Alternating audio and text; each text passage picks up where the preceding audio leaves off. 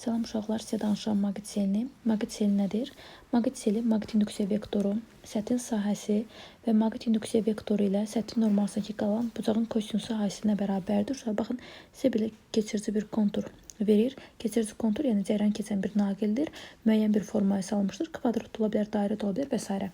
Və buradan maqnit induksiya xəttləri keçir və burada sətin sahəsi S və sətə çəkilmiş perpendikulyar N normaldır və burada sizə verəcək kosinus sətin normalı ilə induksiya vektoru arasındakı qalan bucaqda. Amma sizə məsələlərdə verir B ilə S arasındakı bucağın qiymətini. Və sizə məsələn verə bilər ki, bu bucağın qiyməti 30 dərəcədir. Əgər B ilə S arasındakı bucaq tutaq ki, 30 dərəcədirsə, B ilə N arasındakı bucaq 60 dərəcədir. Siz məsələdə 30 yox, 60 dərəcənin yerinə qoyub hesablayırsınız və ya çevirmə düsturundan da istifadə edib yaza bilərsiniz. Fərq etmir. Burada əgər uşaqlar maqnit induksiya vektorunun xəttlərinin sayı n sayda olarsa, düsturumuz olacaq NBS vurulsun kosinus alfa. İndi alfanın aldığı qiymətlərdən asılı olaraq maqnit selinin qiymətlərini hesablayaq. Deməli, əgər sizə alfanı 90 dərəcə verərsə, alfa 90 dərəcə olarsa, maqnit seli olacaq maksimal. Uşaqlar, burada alfanın 90 dərəcə olmağı, kosinusun 90 dərəcə olmağı yox, kosinusun 0 dərəcə olmağı deməkdir. Deməli, əgər B ilə S bir-birinə perpendikulyar olarsa, baxın, onda maqnit induksiya vektoru sətin normalı üst-üstə düşəcək və arasındakı bucaq 0 dərəcə olacaq və 0 dərəcədə kosinus maksimal olduğuna görə, bir qiymətini aldığına görə fi də maksimal qiymətini almış olar. Əksinə, əgər bucaq 0 dərəcə, 180 dərəcə olarsa, fi 0-a bərabər olmuş olar. Deməli, uşaqlar, belə bir şeydir. Maqnit selinin vahidi. Maqnit selinin vahidini çıxartmaq üçün baxaq. İnduksiya vektorunun vahidi Tesladır. Sətin sayısı metrin kvadratı olduğuna olacaq Tesla vurulsun metrin kvadratına. Bu da uşaqlar sizə verəcək 1 Weber'i. Görək 1 Weber başqa nəyə bərabər ola bilər? Teslanın yerinə F bərabər ELB-dən Newton bölünsün amper vur metr yazsaz, vurulsun metrin kvadratı. Buradan metrlər gedəcək. Alacaqsınız ki, Newton vur metr bölünsün amper. Newton vur metr böl amper və Newton böl metr təbii ki, biri bizə nəyə verir? Joule.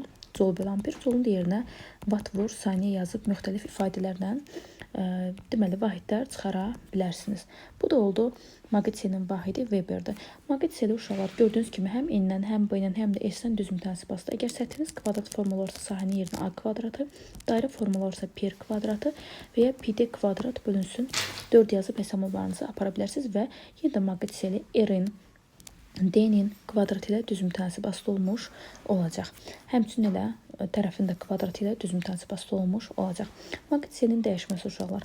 Maqnit selinin dəyişməsi delta fi ilə işarə olunur. Fi2 çıxılsın fi1-ə bərabərdir və maqnit selini dəyişmək üçün verilən kəmiyyətlərdən, yəni base kosinus alfadan birini dəyişməyiniz kifayət edəcək. Məsələn, delta B, yəni B2 çıx B1 və ya yazabiliriz delta S, S2 çıx S1, kosinus alfa 2 çıxılsın, alfa 1 fərq etməz. Hər hansısa birini dəyişməyiniz sizdə maqnit selinin dəyişməsinə gətirib çıxardacaq. Maqnit selinin dəyişməsi zamanı uşaqlar, maqnit sahəsinin dəyişməsi zamanı öz ətrafında yaradacaq elektrik sahəsini və bu yaranan sahə artıq maqnit sahəsinə oxşayacaq. Yəni, burulğanlı sahə olmuş olacaq. Yəni, artıq burada qapalı trayektoru boyunca görüləniş sıfırdan fərqli olmuş olacaq. Yaranan elektrik sahəsi ilə onu yaradan maqnit sahəsinə oxşayır. Və bu elektrik sahəsi də öz növbəsində yaradacaq deməli elektrik cəryanı. Amma bu yaranan cəryan adlanır induksiya. İnduksiya cəryanı. Yaranan EHQ isə olur induksiya EHQ.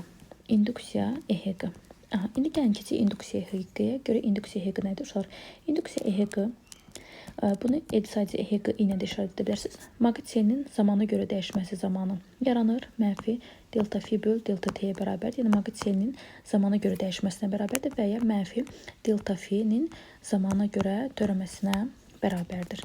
Və burada uşaqlar görür ki, EHQ-i delta fi böl delta t. Delta fi böl delta t uşaqlar adlanır maqnit selinin dəyişmə sürəti. Vahidi nə olacaq onda?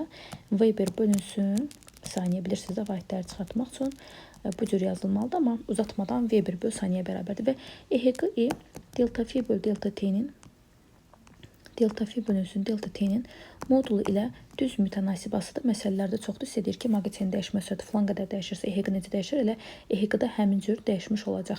Sonra burada mənfi işarəsi nəyə görədir?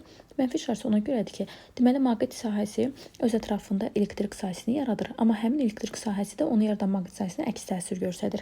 Bunu Lens qaydası ilə izah eləyək. Lens qaydası. Deməli, uşaqlar tutaq ki, bizdə cəryan şiddəti artırsa, I artır. Yaranan induksiya cəryanı onu əksinə yönələcək. Yəni ona əks təsir göstərərək onu azaltmağa çalışacaq. Əksinə yönəlir. Yox, əgər bizdə cəryan şiddəti azalırsa, yaranan induksiya cəryanında ona əks təsir göstərəcək, azalır axı.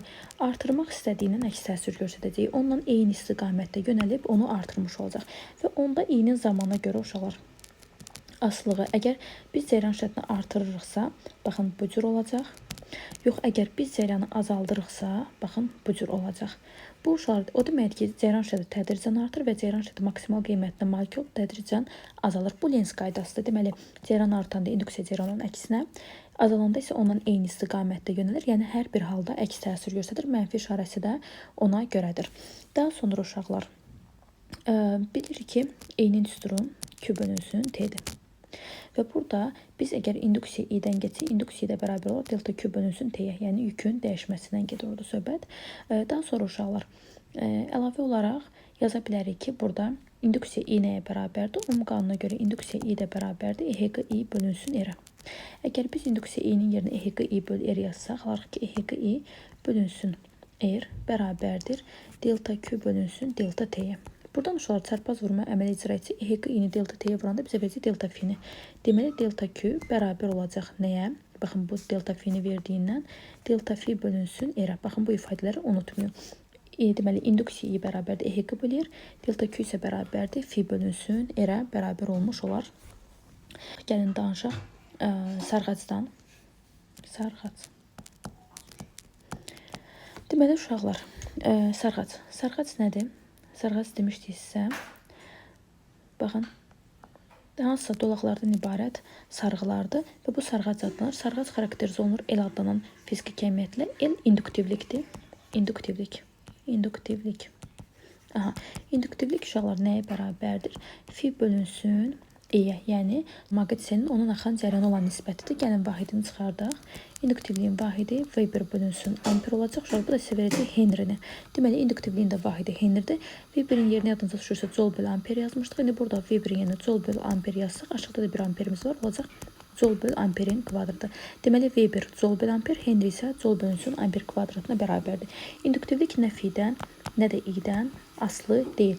Bəs nədən aslıdır? İnduktivlik uşaqlar, deməli, aslıdır bu sarğacın içərisində ferromagnetin olub-olmamasından, yəni müdən, sarğıların sayından, en kəsiyindən və bir də ki, sarğacın uzunluğundan tərs mütənasib aslıdır. Daha sonra uşaqlar, buradan alarıq ki, baxın, bu yuxarıdakı ifadədən Fi-dən L bərabər, Fi bölü I-dən alarıq ki, Fi bərabərdir L-yə. B-si də bərabər eləmək olar və sizdə bu məsələlər var ki, məsələn, soruşur L nəyə bərabərdir, B-si bölünsün I-yə bərabərdir. Daha sonra uşaqlar, sarğacdan keçən maqnit seli də dəyişəndə, o da yine öz ətrafında burulğanlı elektrik sahəsi yaradır və həmin sahədə yaradan induksiya EHQ isə adlanır öz-özünə induksiya EHQ. EHQ L-lə də işarə olunur, EHQ ilə də yaza bilərsiniz. Artıq orada düstur olacaq mənfi L delta I bölünsün delta T. Yenə uşaqlar, baxın, burada delta I bölünsün delta T cəryan şiddətinin dəyişmə sürəti adlanır və vahidi olacaq delta I bölünsün delta T-nin vahidi olacaq amper bölünsün saniyə, yadda saxlayın, cəryan şiddətinin dəyişmə sürətidir. Yenə də induksiya EHQ deməli, cəryan şiddətinin dəyişmə sürətinin modulda düz mütənasib asıdır və ya mənfi L vurulsun delta I-nin zamana görə törəməsinə bərabərdir. Bunları unutmayın. EHQ-nun modulu L delta I böl delta T-dir. L-in yerinə mü L0 delta I bölünsün delta T yaza bilərsiniz. Sizdən soruşa bilər qrafik verib mü'nin qiymətlərini. Deməli, nə edirsiniz uşaqlar? Nəyə baxmaq lazımdır? Deməli, birinci delta I-nin T-dən asılığını çəkək. Əgər dövrə qapanırsa, I tədricən başlayır azalmağa. Baxın, ayrı-ayrı belə qrafiklər üstdən çəkək. Çünki mülər müqayisəsi dövrə qapanırsa, I başlayır artmağa və yenə tədricən artır. T-dən asılığı sizdən soruşa bilər ki, mü1-i, mü2-ni, mü3-ü müqayisəni 1, 2, 3, eni qatı 1, 2, 3 olsun. Birinci tapmaq lazımdır ki, mü yuxarıdakı ifadə nəyə bərabərdir? Mü bərabərdir EHQ delta T bölünsün S0 vurulsun delta I-yə. Deməli, mü tapılarkən EHQ-nı, üzrəm delta T-ni delta I-yə bölmək lazım. Və bölərkən də alacaqsınız ki, delta T böl delta I-nin ifadəsi kotangens alfaya bərabərdir. Vurulsun EHQ bölünsün L0. Deməli, bizə lazımdır bunun kotangens alfası. Görək harda ən böyük, harda ən kiçikdir. Uşaqlar, nə etmək lazımdır? Sadəcə siz buna toxunanlar çəkəcəksiniz. Baxın, toxunanlar çəkirsiniz belə və daha sonra bura bir T oxunu qaldırırsınız yuxarı, başlayırsınız bucaqlarınızı çəkməyə. Baxın, gəlin başqa bir rənglə eləyək ki, aydın olsun. Aha, baxın, buradakı toxunanımız, buradakı toxunan və buradakı toxunan. İndi bucaqlarımıza baxaq. Gördüyünüz kimi uşaqlar bucaqlar get-gedə nəyinə də artdı. Deməli, artdığına görə kotangen səlfəti, kotangen səlfəti birinci qrupda azalan funksiyadır. Ona görə də artıq başlayacaq. Deməli, μ3 kiçikdir μ2-dən, o da kiçikdir μ1-dən. Daha sonra növbəti hissəyə keçək, artanda. Yenə toxunanları çəkirik. Yenə eyni ifadədir. Yenə kotangen səlfəti başlayırıq bucaqlarımızı çəkməyə. Gördüyünüz kimi μ1-in bucağı oldu, deməli, ən böyük və kotangensi olduğuna görə μ1 kiçikdir μ2-dən, o da kiçikdir μ3 almış olacaqsınız. Daha sonra uşaqlar lens qaydasını təzədən yenə əlavələr eləyək lens qaydasına. Deməli, uşaqlar lens qaydasına nə əlavələr eləyə bilərik? Məsələn, baxın, sarğac verilib bizə. Biz sarğaca maqniti yaxınlaşdırırıq. Bura S qütbü olsun, burada N qütbü olsun. İnduksiya vektorunun istiqaməti, deməli, SN istiqamətində B-ni çəkdik bura.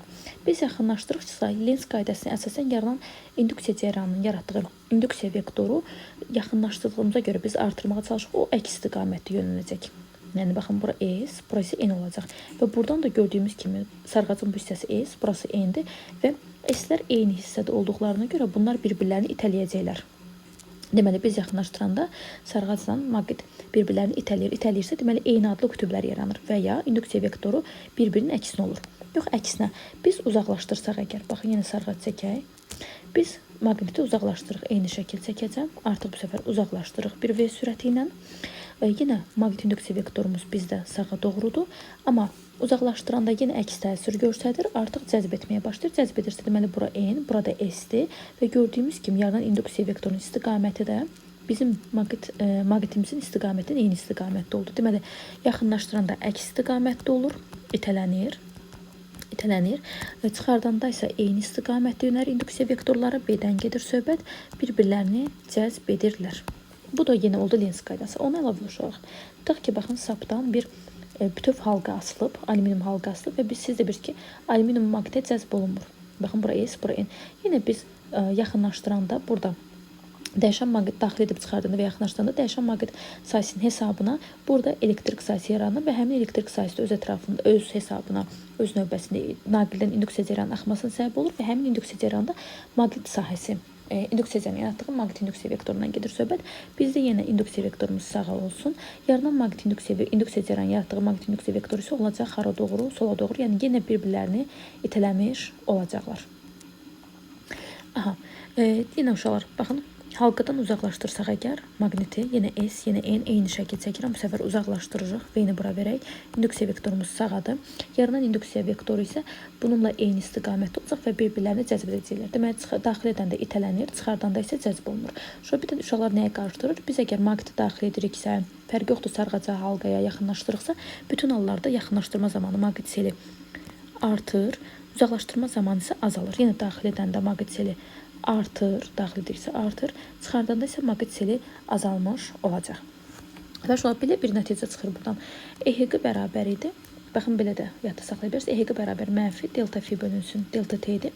Əgər biz yaxınlaşdırıb artırsa, delta fi müsbət qiymət var, amma qarşısındakı mənfiyə görə deməli yaranan induksiya cəryanı həmin cəryan şəklini azaltmağa çalışacaq, əksinə yönəlir. Azaldanda isə zaten bunun özü mənfi olur. Qarşısındakı mənfiyə görə ikisi də bir-birini müsbət edib eyni istiqamətdə yönəlmiş olacaq. Baxın, belə ala bilərsiniz.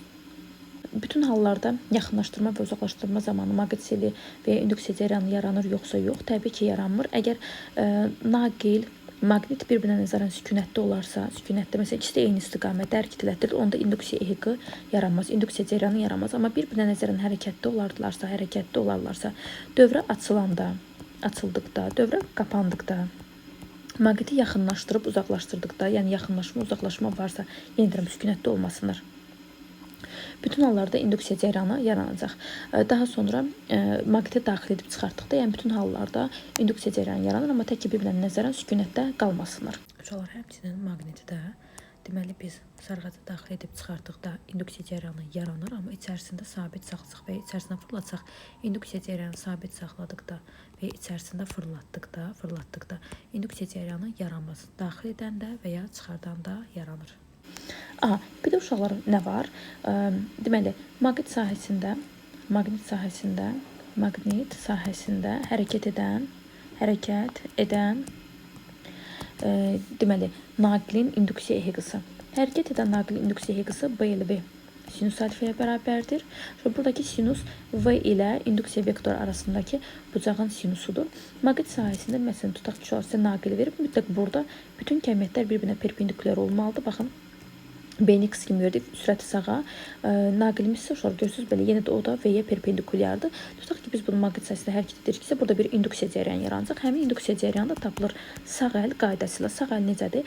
Baş barmaq olur sürət istiqamətdə. Baxın, baş barmağa verdik sağa və x olduğuna görə ovucunuzun içini sizə özünüzə doğru açsaz, görəcəksiniz ki, sağ əlinizin baş barmağı, 4 barmağınız yuxarı oldu.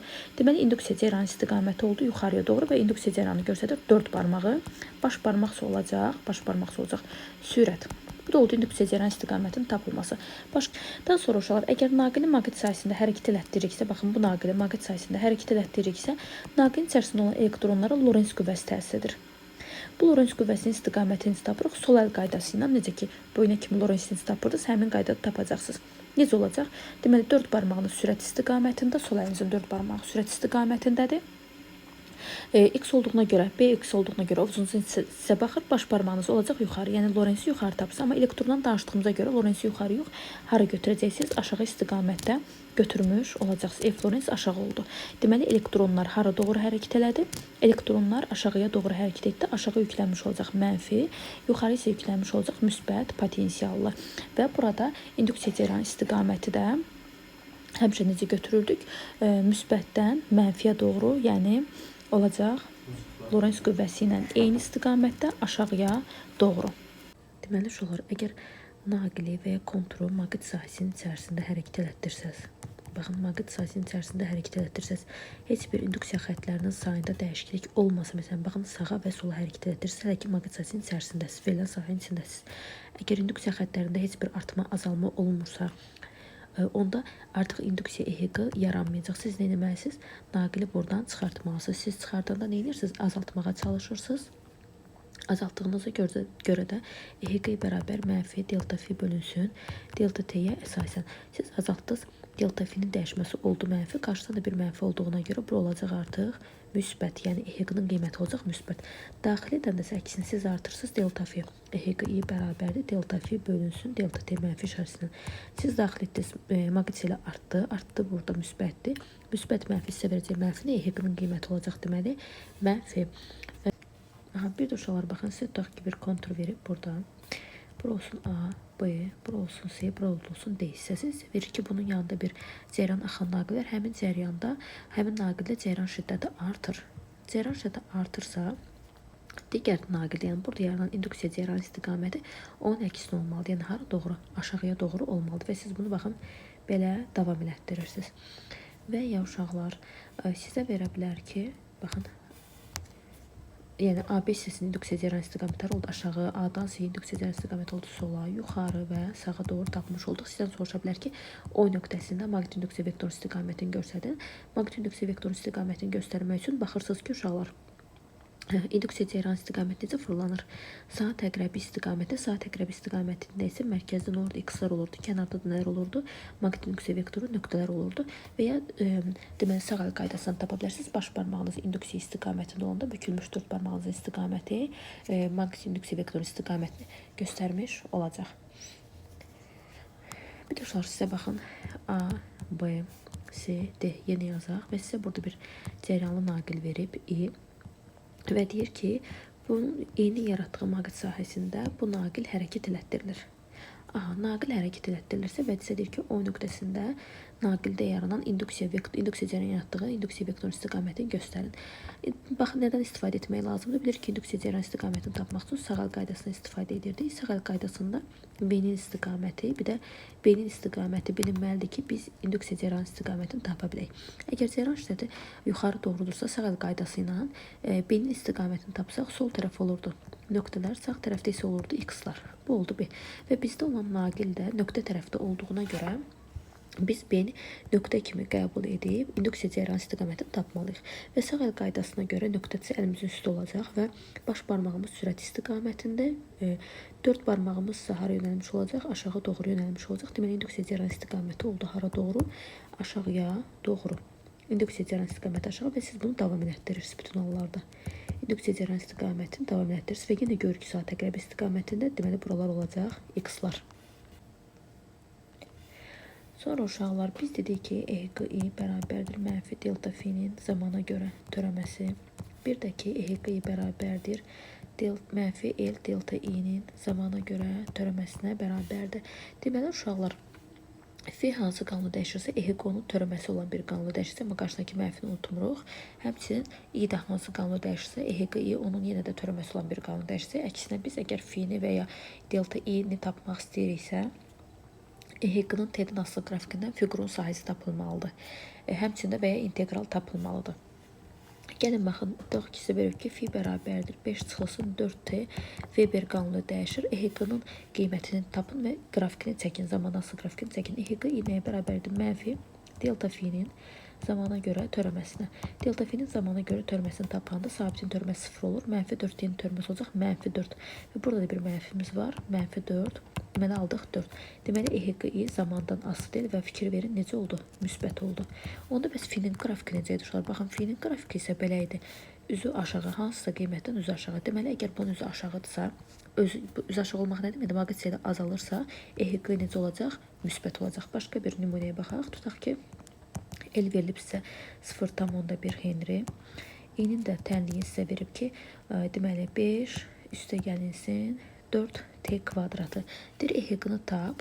Məsələn, T bərabər 2 saniyə ərzində EHQ-nın qiymətini tap və zamandan asılı qrafikini çək. EHQ-nı taparkən mənfi L delta i-nin zamana görə törəməsi idi. L 0,1-dir, mənfisini də unutmayaq. I-nin törəməsi bizə verəcək. Bu 0-a getdi, qalacaq 8-dir. Vurulsun 8 T-yə. T-nin də yerinə 2 qoysaq bərabərdir. T-nin yerinə 2 qoyunda olacaq mənfi 1,6. Bura 2 qoysaq 16 volt. İndi uşaqlar deməli qiymətimiz olacaq mənfi 1,6 voltdan və belə bir tənliyi aldıqda 0,1 vurulsun 8T.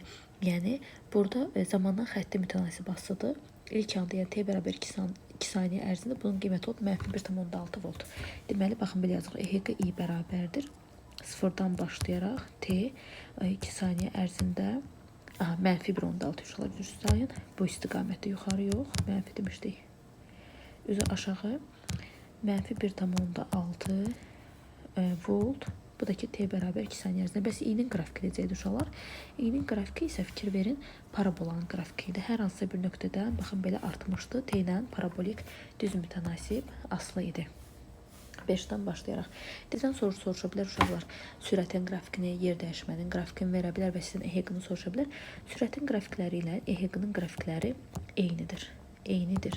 Deməli uşaqlar onda yer dəyişmənin qrafikindən sürəti tapmaq üçün nə edirdik? Törəmə tapırdıq. Yer dəyişmənin qrafikindən sürəti necə tapırsınızsa, EHQ-nı da eyni qaydada tapmalısınız və təcili tapanda da deməli V ilə EHQ-nın zamana görə törəmələri tapılmalıdır. Gəlin baxaq bir dənə nümunəyə. Tutaq ki, sizə f-ni verib, baxın belə parabolik T kvadrat. Yəni T ilə kvadratik asırıq dəyişən kimi. Və sizdən soruşur EHQI-ni, sizdən soruşur yer dəyişməni, sizdən soruşur i-ni, sizdən soruşur təcili, sizdən soruşur sürətin qrafikini. Və biz də dedik ki, sürətin qrafikinin EHQ-nın qrafikləri eyni olacaq. Deməli, bundan bir törəmə almaq lazımdır. Törəmə alanda görəcəyik ki, uşaqlar, f zamana görə kvadrat dəyişirsə, EHQ-nın modulu, baxın modulunu deyirəm uşaqlar, EHQ-nın modulu olacaq xətti. Çünki bunun törəməsi də, əgər bu T kvadratı idisə, törəməsi olacaq 2T. Zamandan xətti T kimi asılı olmuş olacaq. Həmçinin sürətin qrafiki də belədir. Bəs yer dəyişmənin qrafiki əgər sürət xətti idisə, yer dəyişmə olacaq kvadratik T.